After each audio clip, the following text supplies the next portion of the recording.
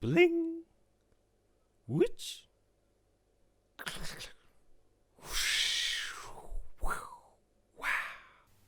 Hi everybody, my name is Tim Soert, and in this video I want to show you all the Magic the Gathering Commander decks I built in 2019, 10 in numbers total.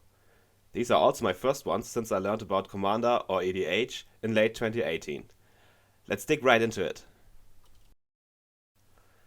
The first one is a mono blue artifacts deck that originates from my most favorite and strongest deck back then when I started playing Magic in times of Mirrodin, which was a blue modular deck. We were only playing kitchen table standard back then. First I wanted to transform this right into a commander deck by buying the Tezzeret Planeswalker deck from core set 19 and using that Tezzeret as a commander, until I learned at my first Friday Night Magic that only certain Planeswalkers can be commanders. Yeah, I had a lot of try and error moments like these in 2019, but I learned so much about this format due to this. You'll definitely see some progress in the next few decks from now on. Someone recommended Card Market and EDH Rec to me, and with those and also some cards from my local game store binders, I quickly built a decent Memnarch deck out of it. Over the year I got more and more cool cards for it, and suddenly I saw that it had transformed into a combo win deck. My favorite combo is Voltaic Construct, Gilded Lotus, and something to turn the Lotus into a creature for infinite mana, and then steal everything with Memnarch for the win. I happened to put the new Karn and Mycothin letters into it too, and then realized this is the most evil combo in this deck, shutting down everyone's lands but yours. So I decided to include Arcum Dagsson as a possible commander, to make this my strongest and most feared deck amongst my friends in the end. This was further enhanced with Urza High Lord Artificier, who was a gift by one of them for my birthday. This is the thing about this deck, it's not built around a single commander, but I can freely choose from many blue creatures that synergizes around artifacts to adjust its power level. Memnarch, Arcum, and Urza are the strongest ones, but I can also play with Emry, Padeem, or Mizzio if I want to. This deck has lots of ramp and tutors, and surely is dangerous, so I happen to play completely defensive most of the time, using cards like Platinum Angel and Platinum Empyrean to stay alive and then combo off. But I'm sort of a Timmy power gamer, so I also included cards like Darksteel Colossus and Darksteel Forge, but using them mostly for defense. The second deck was also one of my old decks, turned into a commander. A Rakdos deck with cards from the first Ravnica sets and Return to Ravnica. I bought the Rakdos guild kit and got everything there to build not only one, but two commander decks. So I made one for Rakdos, the demon and Parun of the guild himself, and one for the Witches of the Cold, which follows after this one. Here we have my Rakdos, Lords of Riot deck. I love him as a commander, he is really funny and quite simple. All your creatures are one colorless, cheaper, to cast, for each 1 damage you deal to opponents the same turn.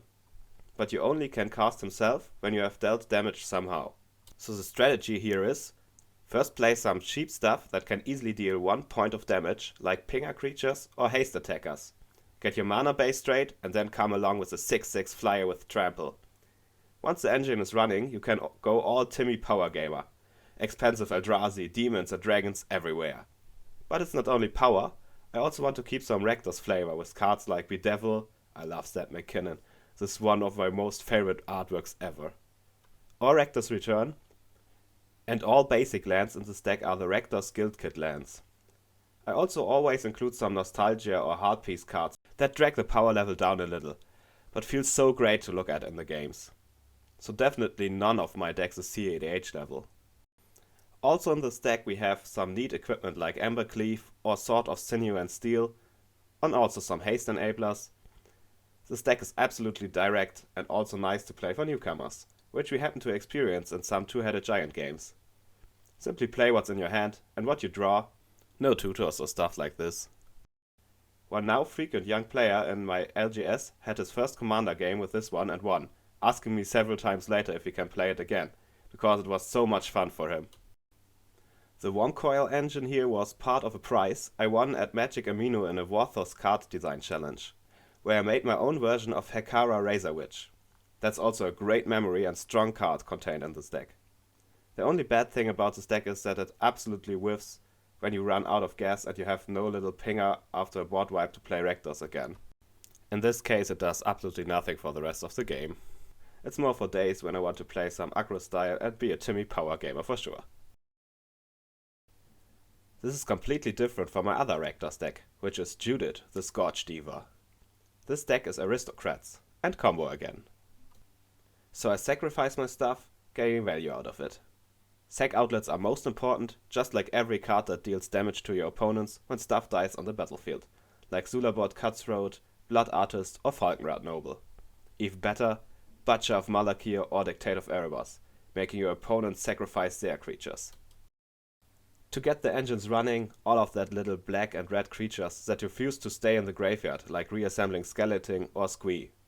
Ramp and card draw, all connected to creatures dying.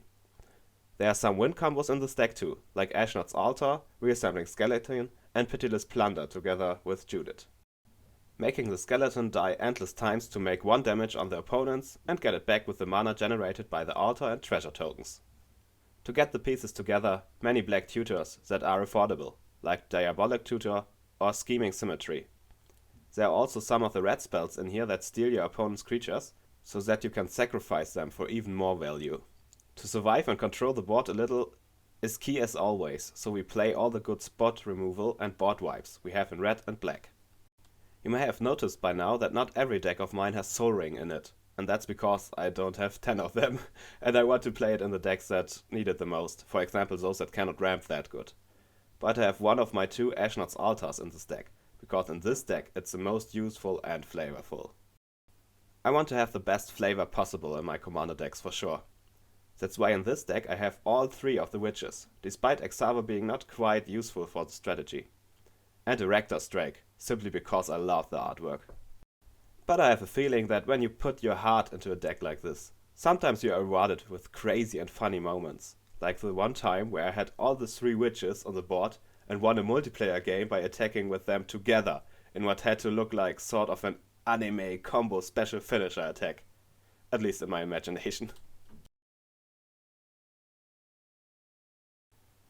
After sort of updating my old decks, this is the first one where I saw the card, thought of it as a commander, and immediately started to build the deck in my head. Arcadis the Strategist. My thoughts went like this. Cool, I can play a deck only with walls, being like 7/7s for 3 mana? Let's do this. So I went to Card Market, made a want list and bought the first version for about 25 euros. Walls are really cheap after all. But now it's even a little better with some better board wipes or even tutors you can play in these colors. This is also a reason why I wanted to play this. My most favorite color combination at Guild is Rakdos, and I tend to play it even in standard most of the time, like in Arena for example. But now I wanted to try blue, white, green, also called Band. And Arcadis is perfect for this. Now I had a place for all these Azorius, Simic and Celestia cards in my collection. I usually played not at all. This is the thing I noticed is popular amongst commander players, to have different decks to make use of the most different cards in your collection, or those that you get by opening boosters anyway, in limited and so on. So only in this deck I can play cards like Collector Oof to shut down artifacts, or Marble Titan to lock down big creatures, or board wipes that destroy everything but creatures with low power, and of course, walls, walls, walls.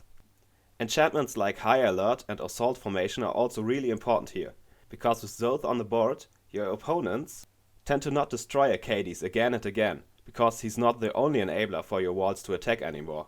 And that's what they worry the most about him. That he gives card draw in addition to this is more overlooked, I tend to notice, but this is really strong. Commanders with card draw engine are so consistent, if not removed immediately, never running out of gas in your deck. One of the most impactful cards and most tutored is Tetsuo Mesaba, who makes all your walls unblockable once he hits the battlefield. This together with a 0-13 tree or pump spells like Tower Defense or Solidarity can quickly end the game for most opponents.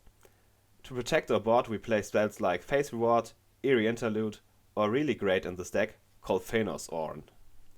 All in all this is a pretty strong deck. Not competitive level, but also respected as the evil walls deck by my friends. Marrow Gnawer, one of my most favorite decks. That's because if I had known EDH 15 years ago, I would have immediately built a deck around him back then.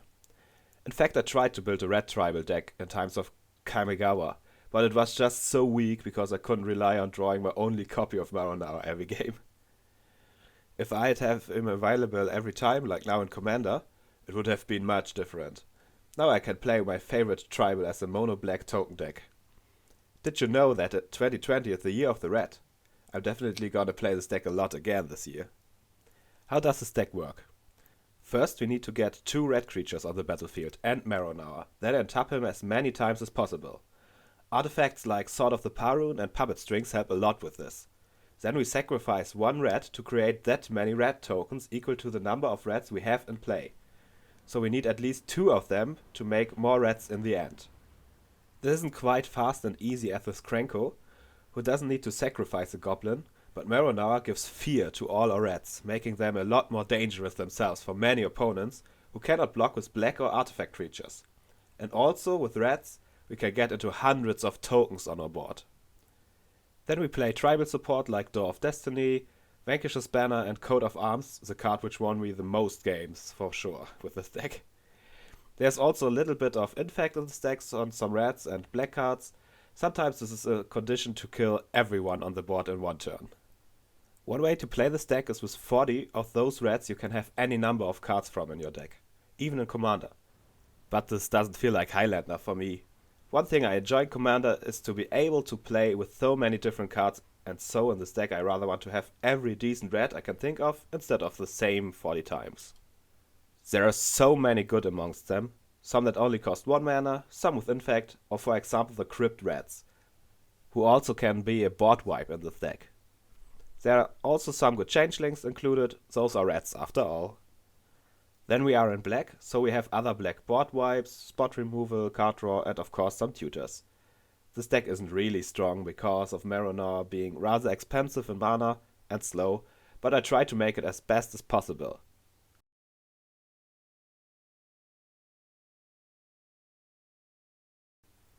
Next is Zada Hedron Grinder, who I pulled in foil in a Battle for Zendikar booster. I looked at her in my binder and asked if she wanted to be a commander for her mono red deck.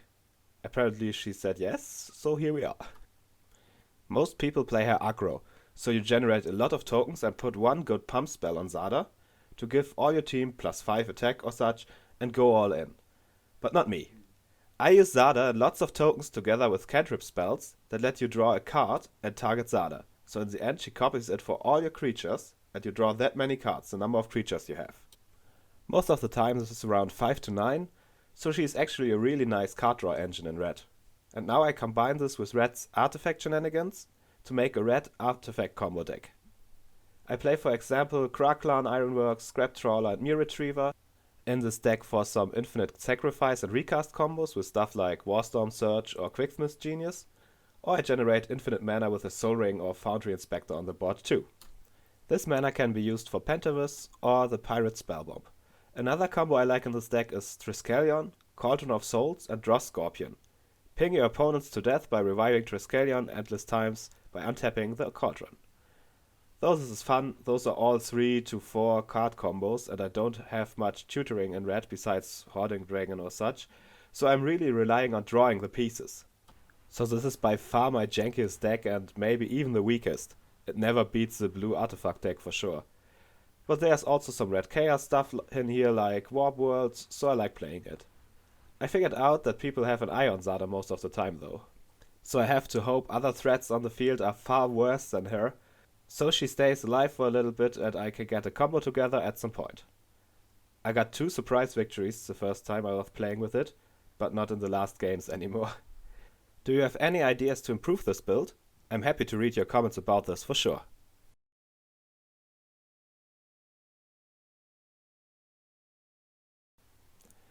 This year was also the first year I was around when the precons were released. So I bought some of them, first of all Kadena, Slinking Sorcerer.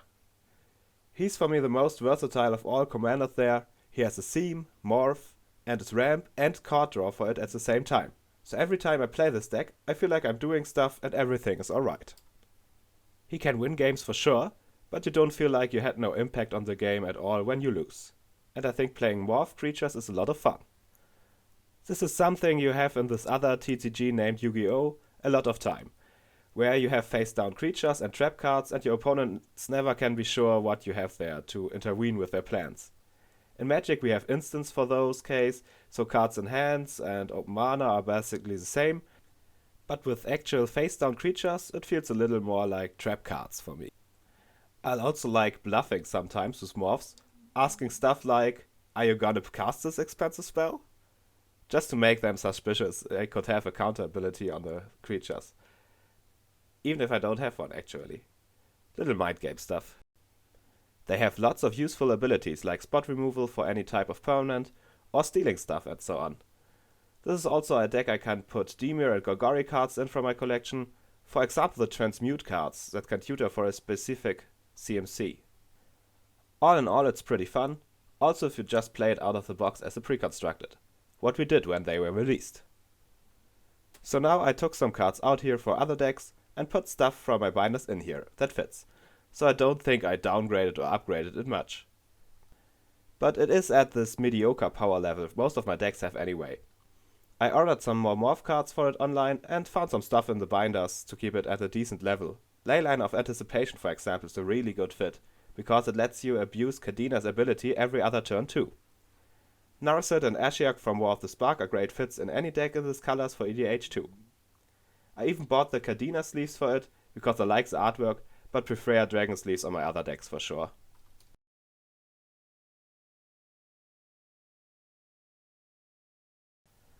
My favorite commander in all the precons this year is Grismold, because despite of just throwing stuff together in this deck, that I had lying around anyways, this deck is actually good and I had loads of fun playing it. It's a green and black Golgari deck instead of Sultai, so you are missing blue, but that's not bad at all in this deck. This is my very first Voltron build.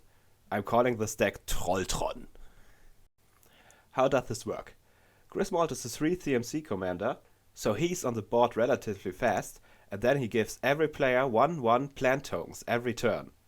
They just say thank you, glad for the small jump blocker and let him be most of the time, but that's a big mistake. Because I always count the number of small tokens on all battlefields, and once it's at 18 or above, I play a black spell that gives every creature 1 damage or -1/-1, and there are a lot of them, then all of a sudden, Grismold is a 23/23 commander with trample and can go slap the first opponent out of the game. If they don't have any answer by then, or he has a totem armor aura or anything like that, game's over really fast. First time he did this and won with 21 commander damage was against an opponent who was at 150 life in a Celestia build. Absolutely mind-breaking for this player. And there's a lot of token and populate stuff in here as well. Rogue's Passage, Trailblazer Boots or Whisper Silk Cloak can get Grismold connected if the opponent has a good board with many big creatures. I even considered playing a little bit of Troll Tribal with those new trolls from Eldraine, but that's not quite synergistic, so those who don't have token stuff attached to them will probably have to leave someday for better cards. Maybe a doubling season, but I won't spend that many bucks on a single card. This deck is more like, how good can I build it with stuff that I have anyways, or that I'm drawing out of boosters, and don't need in other decks right now. The only things I have in my want list at card market for this deck are the other green totem armors, because they are really great with Grismold. He doesn't lose his counters and survives the board wipe or removal with them attached. He will need this power boost later on, because by now my friends have learned how good and dangerous he actually is, so I need stuff to protect him.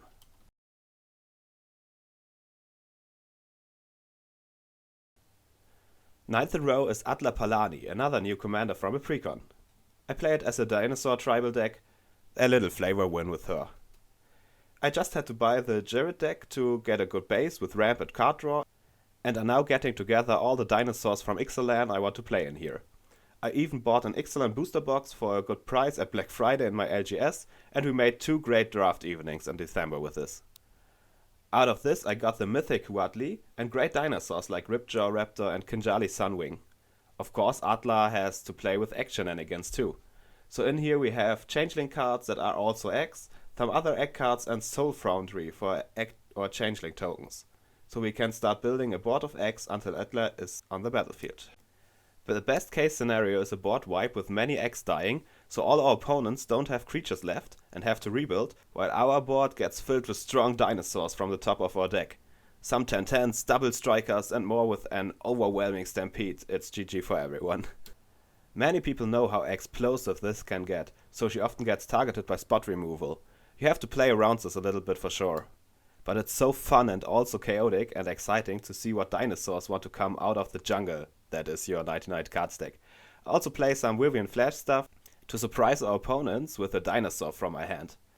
I like this deck to show a Raptor or T-Rex ambush attack flavor-wise. It also allows me to play Gruul, Boros and Selesnya cards from my collection. This is a great thing about having a commander deck in almost every color combination now.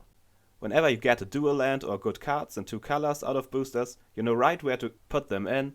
This makes limited events even more valuable for your collection. Yeah, what more to say? I just love dinosaurs ever since I was a little kid. First I thought I would play standard with them, but commander is so much more fun in the end for a Timmy like me. The last one for today is a really special one.